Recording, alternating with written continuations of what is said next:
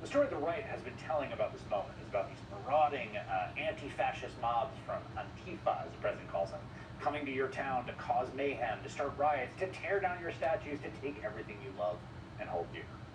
The president predictably, getting along with this, heightening the tension and fear, threatening anyone who vandalizes or destroys any monument, statue, or other such federal property, like, say, pulling down a statue of a Confederate traitor on public land with 10 years in prison.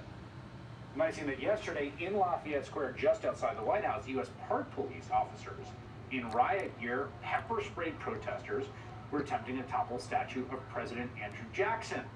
You remember Jackson is the guy who ordered the violent ethnic cleansing of nearly 4,000 Native Americans in direct violation of a Supreme Court order not to. Now, that statue did not come down in the end, but while statues have come down across America, the country is not being overrun.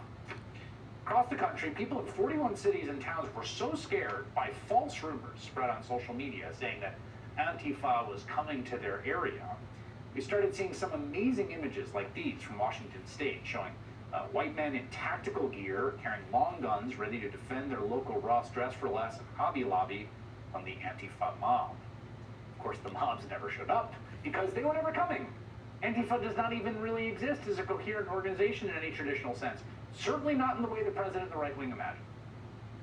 That said, there has been a real story of organized, concerted, planned terrorist violence undertaken and plotted, sometimes successfully, to take advantage of this moment.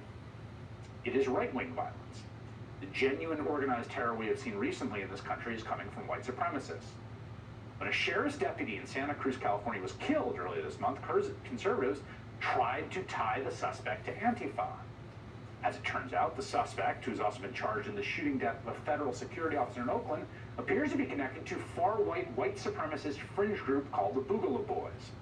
And then just yesterday, the Department of Justice brought a shocking indictment against a U.S. service member for allegedly planning an attack on his own army unit with a neo-Nazi and white supremacist group.